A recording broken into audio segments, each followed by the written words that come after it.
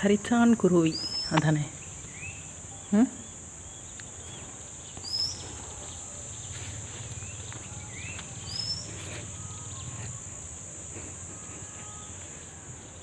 என்னம்மா இங்கே பூசாரி கிடையாது யாரும்? தெரியலையா?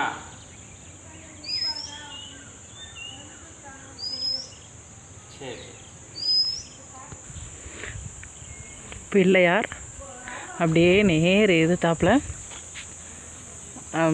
நவகிரகம் இருக்குது. அந்த பக்கம் ஒரு சாமி இருக்குது, என்னன்றது தெரியல. அப்படியே இந்த பக்கமாக வந்தோம்னா ஐயப்பன் 18 படியோடு இருக்கார், வணங்கிக்கிறோம். இவர் சித்தர். இந்த சித்தருடைய பேர் எதுவும் போடலை, என்ன சித்தர்ன்றது தெரியலை. தத்ரூபமாக ஒரு ஆள் முன்னாடி உக்காந்துருக்க மாதிரியே இருக்குது, என்னமோ ஒரு சிலிர்ப்பை உண்டாக்குற மாதிரியே இருக்குது. அப்படியே இப்படி வந்தோம் அப்படின்னா முருகப்பெருமாள் அழகாக நிற்கிறாரு. கொஞ்சம் உள்ளே வந்தோம்னா பள்ளிகொண்ட பெருமாள் அழகாக சயன கோலத்தில் அருள் பாலிக்கிறார்.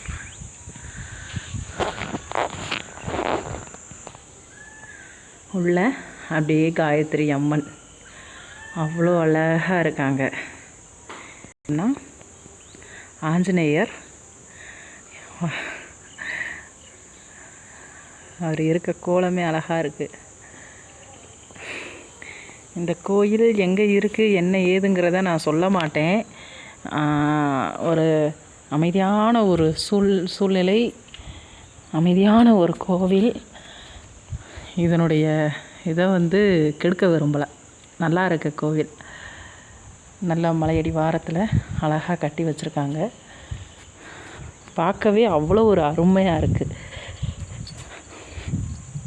பார்த்தோன்னா திரும்ப திரும்ப வரதான் சொல்லும், அவ்வளோ ஒரு இதாக இருக்குது. மலையடி வாரம், நல்ல மலையடி.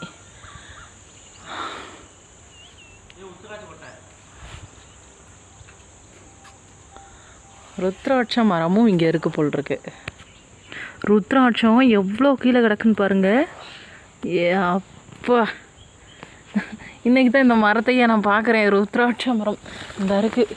இதில் கொட்டைகளை பாருங்கள். ருத்ராட்ச தானான்ற ஒரு டவுட்டும் இருக்குது. இருந்தாலும் இது ருத்ராட்ச அப்படின்னு தான், ருத்ராட்ச மாதிரி தான் இருக்குது. இது காயாக இருக்கும்போதே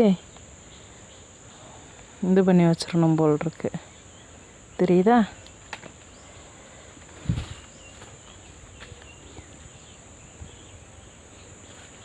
இதோ நல்லா இருக்கே. இதோட காய் இதோ இருக்குது, தெரியுதா? ஆனால் இதில் முகம்லாம் தெரியும்னுவாங்க, முகம்லாம் எதுவுமே தெரியலை. Okay, super. ருத்ராட்ச மரம், இந்த மரத்துக்கு கீழே தான் நின்றுருக்கேன். இதோ ருத்ராட்ச மரம், இந்த மரத்துக்கு கீழே தான் ஆஞ்சநேயர் அழகாக கைகூப்பி நின்றுருக்காரா. இது அந்த ஜடாயுதமாக அந்த ஒரு இது மாதிரி வச்சு நின்றுருக்கார் போல் இருக்கு. அதையும் சேர்த்து வச்சு கட்டியிருக்காங்க. மிக்க நன்றி.